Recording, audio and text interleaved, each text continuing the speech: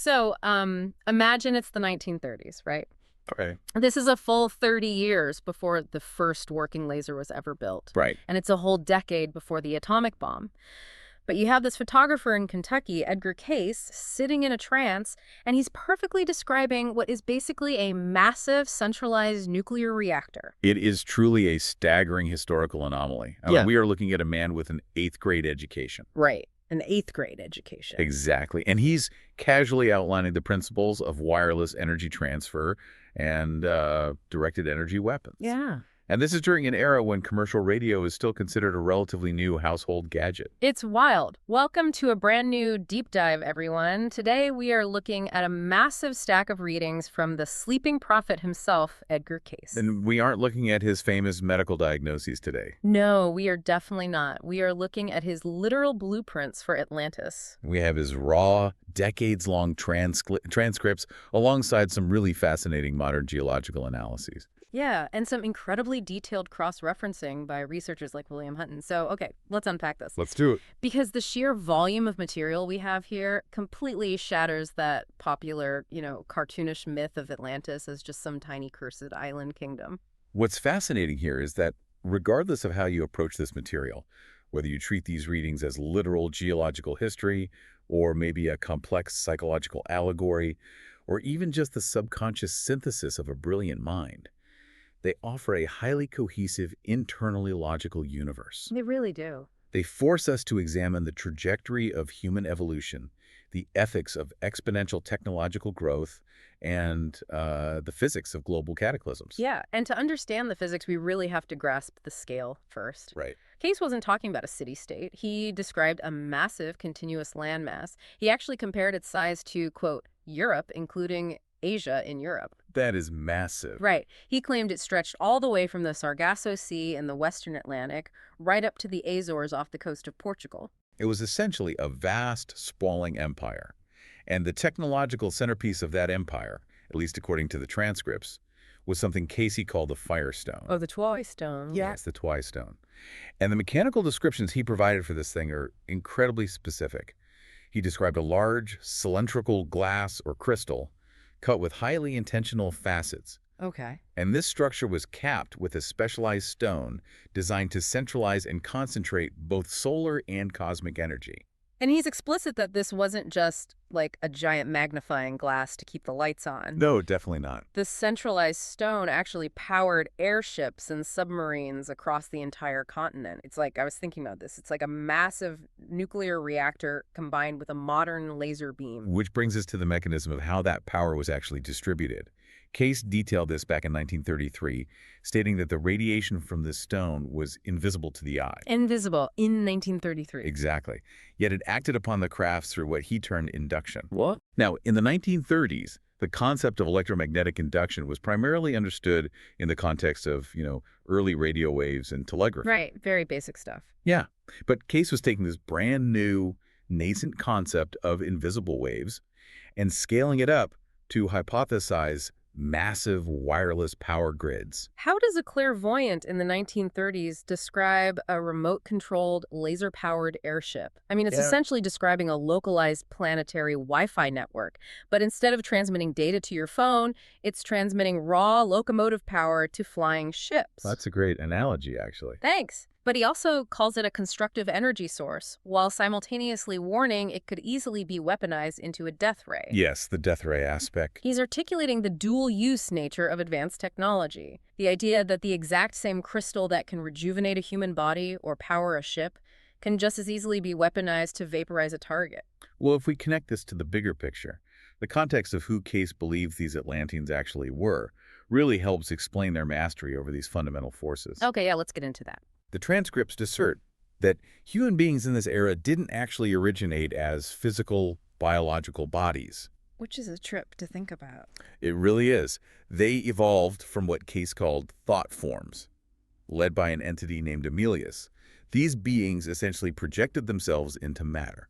So they weren't just guys building machines in a garage. No, not at all. If they started as thought forms, which, by the way, Cayce compares to an amoeba in a stagnant bay just taking shape by sheer will, they had this baseline intrinsic connection to the elemental forces of the earth. Precisely.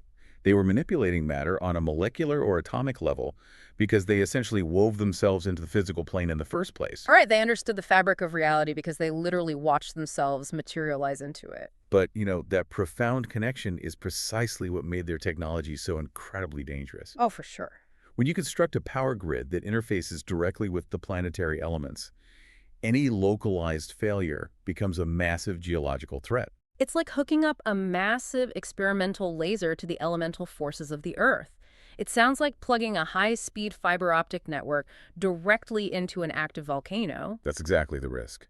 One bad line of code or, one malicious actor, and the entire system doesn't just crash, it detonates. And the sources point out that this is exactly what happened, because the society suffered a severe ideological fracture. Right, the culture split. It split into two primary factions. On one side, the transcripts describe the children of the law of one. Okay.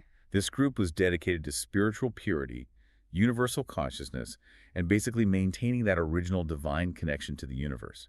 They view their technology strictly as a tool for collective elevation. But then you have the Sons of Belial. Yes, the other faction. And the readings describe this group as hyper-focused on materialism, satisfying carnal appetites, and just pursuing self-aggrandizement without any moral compass. And the ultimate ethical nightmare dividing these two groups was their treatment of what Cayce called automatons. The automatons, this part is wild. The nature of these automatons is a really critical detail here. Yeah. Cayce describes them as biological or physical appendages, essentially functioning as a worker class. Like organic robots. Basically. The Sons of Belial treated them as mere machines, just chattel for slave labor. Right. The Children of the Law of One, however, recognized these beings as trapped or evolving souls that actually deserved spiritual emancipation. It's just such a terrifying parallel to our modern debates about artificial intelligence and genetic engineering today. Like, at what point does a created workforce deserve rights? It's the exact same fundamental question. And the Sons of Belial basically say never. And that moral rot completely destabilizes the entire civilization. It turns out you can't have a society wielding cosmic-level atomic power if half the population treats the other half like disposable batteries. The collapse of their morality absolutely preceded the collapse of the continent. But the destruction itself didn't happen in a single cinematic day like you see in the movies. Right. It was drawn out. Yeah, very drawn out. The geological timeline Cayce provided outlines 3 distinct periods of cataclysm. The first major eruptions occurred around 15,600 BC. Okay. And that event shattered the main continent into several large isolated islands, most notably Poseidia, Arion, and Og. But the final blow didn't land until roughly 10,000 BC, right? Correct. And the catalyst wasn't just a random earthquake. The transcripts claim the Sons of Belial intentionally, or maybe just recklessly, tuned the firestone too high. They pushed it past its limits. They combined this man-made destructive beam energy with the natural volcanic gases of the slow-cooling Earth. They literally ignited the planet from the inside out. They completely overcapacitated the system. They drew down more cosmic energy than the planetary crust could physically contain, which caused massive subterranean ruptures. So, okay, what does this all mean for us? Like, we have to step back and look at the whole picture. Is Cayce describing a literal historical event where an advanced civilization blew itself off the map with a super laser? Or is this, a hyper-detailed allegory for a society that advances technically but digresses morally? Well, as analysts of this source material, we don't necessarily need to definitively solve the literal versus metaphorical debate to extract the actual value of the narrative. That's fair. Cayce's underlying warning is structural. He's saying that constructive technology inevitably inverts into a destructive force whenever a society normalizes the exploitation of others. Wow, yeah. The mechanism of destruction, whether it's a literal tuning of a physical crystal or the metaphorical collapse of a society's ethics, always stems from that initial moral failure. But if we do follow the literal thread for a second, the story doesn't end with the continent sinking. No, it doesn't. Because as Poseidia and the other islands began to go under, the Atlanteans didn't just disappear. They initiated a massive coordinated exodus. And according to the researchers in our stack, they left highly specific fingerprints all over the globe. The dispersal patterns Cayce detailed are incredibly vast. He described migrations heading in all directions. Some groups navigated to the Pyrenees Mountains in Europe, Okay. and the transcript suggests this specific migration accounts for the mysterious origins and the unique linguistic structure of the Basque people. Oh, that's interesting. Other factions traveled to Egypt, still others went west to the Yucatan, deeply influencing the early Mayan and Incan cultures, and some even went north into North America, becoming the precursors to the mound builders of the Ohio Valley and the Iroquois Nation. The cultural parallels that researchers have found to back this up are staggering. Like, if you look at the calendars of the ancient Egyptians and the Mayans, you don't just see a generic tracking of the sun. Right. You see these highly sophisticated, nearly identical systems for tracking complex solar and lunar cycles emerging simultaneously on opposite sides of the planet. It's remarkable. And you see the simultaneous emergence of massive step pyramid structures like Teotihuacan in Mexico, mirroring Egyptian architectural principles. And the linguistic evidence provided in the research is particularly compelling, mostly because of the statistical improbability. Yeah, talk about the linguistics. Well, the sources list 5 ancient cities in Asia Minor, with names like Choi, Kahlua, and Zuvana. Okay. Those exact phonetic structures perfectly match ancient Central American locations, named Cholula, Cluacan, and Zuivan.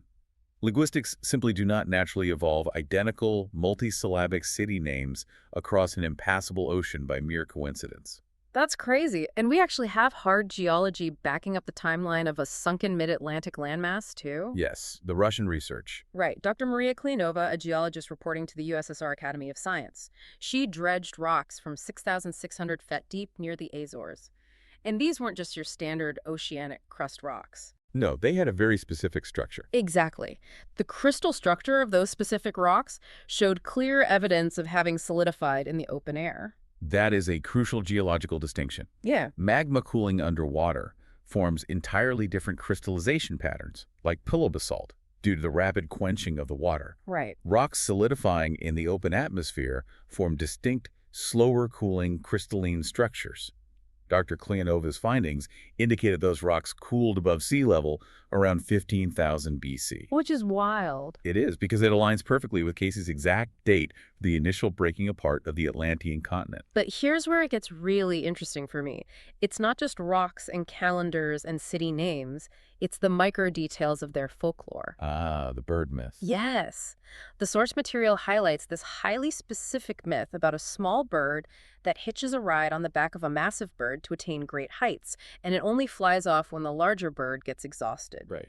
That incredibly nuanced, specific narrative is a foundational folktale for both the Welsh in Europe and the Native American Iroquois tribe. How does that happen? Well, when you combine the geology, the linguistics, the architecture, and that specific folklore, Cayce's Exodus narrative functions as an elegant solution to what historians call the anthropological gap. The gap, right. Anthropologists have long debated why, roughly 10,000 to 12,000 years ago, completely disparate, unconnected human cultures suddenly transitioned from basic hunter-gatherer societies to civilizations possessing advanced agriculture, complex astronomy, and monumental architecture. It's like multiple students in completely different schools all suddenly acing a test they never studied for. That's a perfect way to put it. Cayce's Exodus provides the missing teacher. The brilliant refugees were the catalyst. But, and here's a big question, if these survivors spread across the globe, surely they brought their history with them, right? Where did they put the blueprints of their lost world? The preservation of their history was absolutely paramount to them. The transcripts clearly state that the Atlanteans intentionally intuned their archives. However, a massive amount of modern mythology and internet pop culture has completely misconstrued where these records are actually located. Which is why William Hutton's analysis in our stack of sources is so vital today. He strips away all the internet rumors and goes straight back to the original transcripts. Yes, he does. Hutton clarifies that there are exactly 3 and only 3 locations where the true historical records of Atlantis are stored. The first location is in Egypt. The readings specify that an entity named Heptsuft sealed the records around 10,500 BC. Okay. And they are housed in a chamber situated mathematically between the right paw of the Sphinx and the Nile River. And what's wild about the modern map data included in the sources is that the area directly in front of the Sphinx's right paw remains largely unexcavated to this day. It's incredibly difficult terrain. Yeah, it's not for lack of trying. The hydrology of the Giza Plateau makes it nearly impossible. The capillary action of the limestone combined with the incredibly high water table means that whenever archaeologists try to dig down, the trenches immediately flood. The records are essentially protected by the Earth's own natural plumbing. Exactly. So Huh. that's Egypt. What's the second spot? The second historical repository is located in the Yucatan. According to Cayce, these records were transported by an Atlantean leader named Iltar. Giltar. Okay. While Iltar's original surface-level temple was destroyed by centuries of earth changes, Hutton's analysis suggests the subterranean records remain totally intact, likely submerged just offshore on the continental shelf known as the Campeche Bank. Okay, so we have a repository in Egypt protected by water and one submerged off the Yucatan. But Hutton's research points out a third spot that feels almost, I don't know, poetic. Yes, the final set. They put the final set of records right back where the disaster started. They left them in the heart of the sunken Atlantean land itself, specifically on the submerged portion of Poseidon, near the modern-day Azores Plateau. Those are the three historical archives. Mm. Now, we really must address the most common misconception in this field. No, the Florida thing. Exactly. Anyone familiar with oceanic anomalies knows about the Bimini Road, those geometric stone formations off the coast of Florida. Pop culture constantly claims the Hall of Records is hidden there. Right, the underwater temple. People talk about that all the time. They do. But Hutton makes a definitive correction here based on a strict reading of Cayce's actual words. The sunken structure near Bimini does not contain the historical archives of the civilization. Wait, really? Really, it is solely a technical repository. It only contains the manners of construction, basically the engineering blueprints for the Firestone. It is a weapons manual and a power grid schematic, not a history book. Wow. That is a massive distinction. So Yeah. you have the cultural history buried in Egypt, the Yucatan, and the Azores, but they just left the instruction manual for the nuclear laser crystal sitting in a temple off the coast of Florida. This raises an important question, though. Cayce didn't just leave a simple treasure map for us to follow. Right. He tied the revelation of these sites to a geological ticking clock. He explicitly stated that the Earth itself must undergo massive shifts before any of these records are physically revealed. And his prophecies regarding these earth changes are incredibly specific. He stated that portions of Poseidon would be among the first parts to rise, expecting changes to begin around 1968 and 1969. Which was quite a bold prediction. Yeah, and obviously a giant continent didn't dramatically erupt out of the Atlantic Ocean during the Summer of Love. No, it didn't physically breach the surface in that way. But Hutton's geological analysis provides a highly plausible mechanism for what Cayce might have actually meant by the word rising. Okay, break that down. Hutton points out that a pole shift of just 1 single degree, a very slight alteration in the Earth's axis of rotation, would drastically alter global sea levels. Ah, because of the centrifugal force, right, like the Earth spins, which pushes water toward the equator, creating this massive bulge. So if the axis tilts even slightly, that whole bulge of water moves. Precisely. The redistribution of the oceans would cause waters to significantly recede in very specific geographic zones. Oh, wow. So the land doesn't need to violently thrust upward through the crust. The sea level simply drops, essentially exposing the shallow submerged Campeche Bank in the Yucatan and the waters around Bimini. Rising is relative. It simply means the water recedes to reveal what has been hidden underneath. That is a terrifyingly simple geological mechanism, just a 1-degree tilt. But honestly, the most jarring prophecy in this entire stack of sources isn't even about shifting water level. No, it's the dream. It's this incredibly intimate, deeply personal vision about Cayce himself. On March 3rd, 1936, Cayce was just riding a normal train to Virginia. He falls asleep and dreams of his own future reincarnation. He dreams he's reborn in the year 2158 AD. In Nebraska. Yes, in Nebraska. And the geographic landscape of America in this dream is entirely unrecognizable from what we know today. Completely. Because in 2158, Nebraska is a coastal city. Let that sink in. The ocean has completely swallowed the western half of the United States. And in the dream, he realizes who he is. He remembers his past identity as Edgar Cayce. Right. And he is approached by these scientists. And he describes them so vividly. He does. Men with long beards, very little hair, and thick glasses. And they take him on a tour of his old life in a high-speed, cigar-shaped metal flying ship. The aerial tour he describes gives us a really harrowing look at this future map. Yeah. They fly over a completely submerged Alabama. Mm-hmm. They see Norfolk, Virginia, which has become a massive international oceanic seaport. Which is so specific. And they visit New York, which he notes had been entirely destroyed in a cataclysm, but was currently being rebuilt with architecture made entirely of glass. I just want you, listening right now, to imagine the sheer cognitive dissonance of that experience.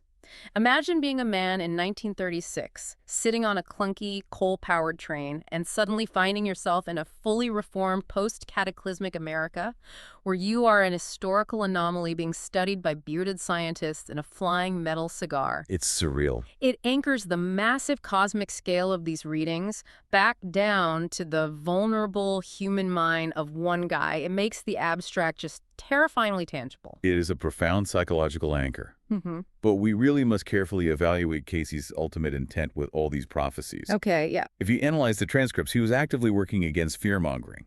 He explicitly noted that these massive geological cataclysms would be gradual. They were long-term planetary cycles, not sudden, world-ending events engineered for a disaster movie. So the Earth changes are almost secondary to the real message here. Exactly. Because the core of his message relies on the mechanism of reincarnation. The entire underlying premise of Cayce's Atlantis is the concept of the cycle of souls. The cycle of souls. The readings assert that the exact same entities who lived in Atlantis, the specific individuals who wrestled with the immense power of the Firestone and the ethical treatment of the automatons, are currently being reincarnated into our modern world today. Wait, so we are the Atlanteans? Yes, we are returning to face the exact same philosophical and moral crossroads. It's the eternal struggle between the selfish, exploitative materialism of the sons of Belial and the unifying, spiritually elevated path of the children of the Law of One. Wow. Which brings us to the end of this incredibly dense deep dive. We have charted a course from ancient beings evolving out of thought forms to the mechanics of remote-controlled energy crystals. To the waterlogged limestone under the Sphinx's right paw. Right. All the way to a coastal Nebraska in the year 2158. It truly is a vast interconnected tapestry of geology, technology, and human morality. But why does this actually matter to you, listening today? Why spend time dissecting a psychic's trance readings from the 1930s? Because the narrative of Atlantis, whether you analyze it as literal, sunken geology or as a profound psychological framework, serves as a flawless mirror for our current civilization. It absolutely does. Just look at the headlines. We are currently wrestling with the ethical limits of our own exponential technological growth. We're navigating the dawn of artificial intelligence, advanced genetic engineering, and the constant hum of nuclear proliferation. Are we actively building our own version of the Firestone? Exactly. The parallels are just undeniable. We possess right now the technological capability for either unprecedented constructive energy or total societal disintegration. The tools themselves are neutral. The moral framework of the operators dictates the final outcome. So I want to leave you with this final thought to mull over. If Cayce's mechanism of reincarnation actually holds true, and the souls of the sons of Belial and the children of the Law of One are walking the earth right now, holding positions of power in our modern tech companies, our militaries, our governments. It's a heavy thought. It is. Which group's technological and moral path are we collectively tuning our society to today? Are we establishing the ethical foundation for the next great golden age? Or are we just drafting the blueprints that will eventually have to be sealed under a stone monument, waiting for the next cycle of humanity to dig them up and try again? Think about it.